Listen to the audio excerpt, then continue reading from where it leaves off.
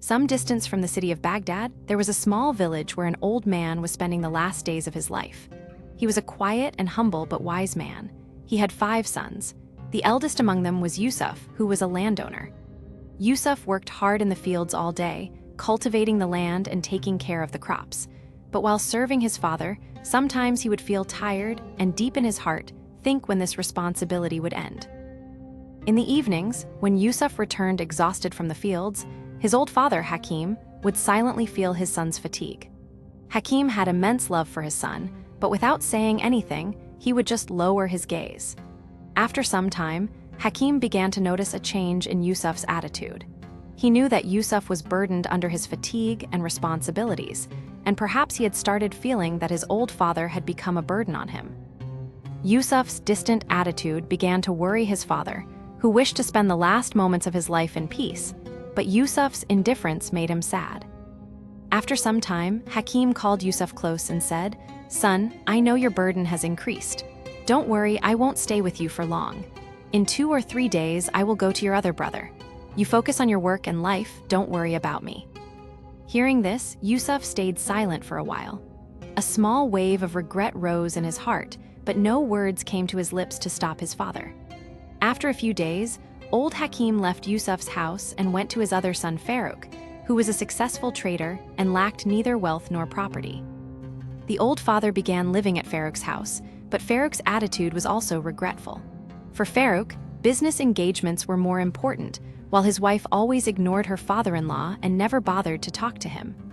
Hakim would sit silently in a corner all day, carrying in his heart the sorrow of his sons, changing love, but never bringing his pain to his lips. The old man's time was passing with grief. One day, Farouk, influenced by his wife's words, said to his father, "Baba, you should help me in my business so that your presence can be of some benefit to me." Hearing this, old Hakim stayed silent. His bent back, weak hands, and tired body bore witness that he was no longer capable of any work.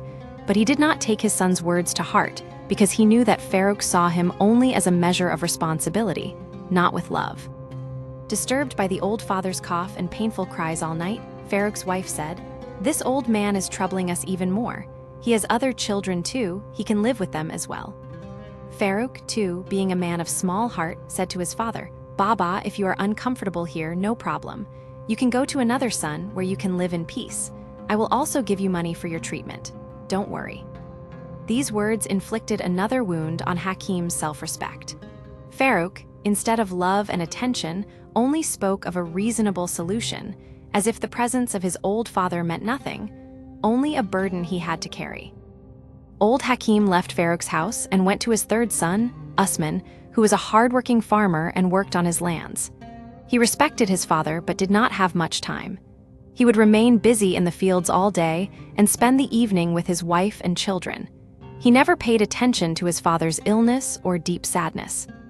When Usman went to work in the morning, his wife would always seat the children with their grandfather to play. Seeing this, old Hakim, trembling from illness and weakness, would feel intense grief in his heart. His condition worsened in Usman's house, and eventually he left there too. This time he decided to go to his fourth son, Ahmed, who was a deceitful and greedy man. Ahmed was very happy to welcome his father, but his happiness was only due to greed, not love. Ahmed gave his father respect and said, "Baba, you will have no difficulty living here." But as time passed, when Ahmed realized his old father had no wealth or property, he too began to neglect him. Ahmed's wife considered her father-in-law a burden and did not serve him at all, instead troubling him. She would always complain and consider the old man an obstacle in her work. But what was the wife's fault when her own husband had already distanced himself? Ahmed was so absorbed in his business affairs that he never paid attention to his father's condition. During this time, the old man's health and physical condition worsened quickly. Finally, one day Ahmed too said, "Baba, you cannot live here. I don't have enough time to look after you all the time. You will have to go somewhere else." Hearing these heartless words, old Hakim decided to go to his youngest son, Abdullah. Abdullah was the youngest and least experienced, but he was a poor and hardworking man. Whatever money he earned from daily wages, he would buy medicine for his father and try to manage the household expenses. His wife was also very honest. She sincerely cared for her father-in-law, understood his illness and old age, and always served him like her own parents. When old Hakim saw the love and respect from Abdullah and his wife, he was happy in his heart and gave them many prayers. Time passed, and Hakim began living happily in his youngest son's house. Peace and love returned to his life, and he was grateful that he finally received the respect he had always deserved. But soon, his illness worsened, and he became very sick. Abdullah would be deeply saddened to see his father's condition and often cry, because he did not see his father as a burden, but truly valued the status of a father. His heart was full of love and respect for him, and he tried his best to serve him without any shortcomings. Abdullah's tears and concern became a source of comfort and peace for Hakim in the last days of his life. Seeing Abdullah's love, Hakim called him close and said in a weak voice, "Son, my last days are near. My breaths are now numbered, but may Allah always keep you happy and prosperous, just as you served me and won my heart." Abdullah replied in a sad tone, "Baba, may Allah never let you leave us. How will we live without you?" Hakim smiled and said, "Son, this is the path of truth. Everything must perish. I too must go to my Creator." Abdullah, in a sad tone, said, "Baba, are you happy with me? I could not serve you as much as you deserved. My wife is also less wise, but if you have any complaint, please tell us and lighten your sorrow." Hakim took a deep breath and said, "Son, there is one last thing I want to tell you, and it is a great trust. In my life, I tested all 5 of my sons, but in this trial, only you succeeded. Son, after my death, go to an old man named Jabir in such and such street in Baghdad. Tell him my name and say that Hakim has passed away, and ask him to give you the trust I left with him. Whatever he gives you is for you. Use it to make the life of your wife and children better. This will be my last gift to you. And remember, do not give anything to the other brothers." At last, Hakim left this world. The grief of Hakim's death struck Abdullah's heart like lightning. His eyes were full of tears, and his heart felt an endless emptiness.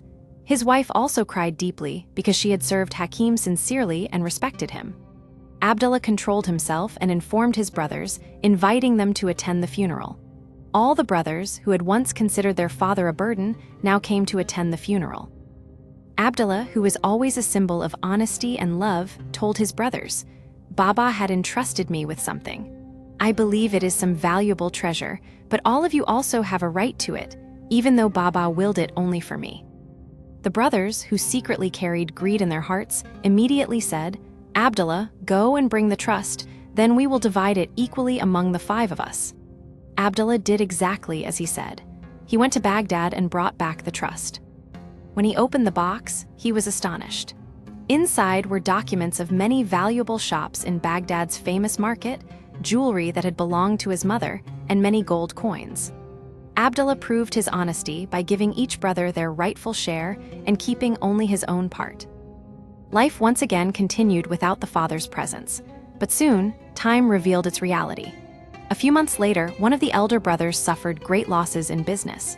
Due to irresponsibility and wrong decisions, he drowned in debt, and his situation became so bad that he had to sell his house.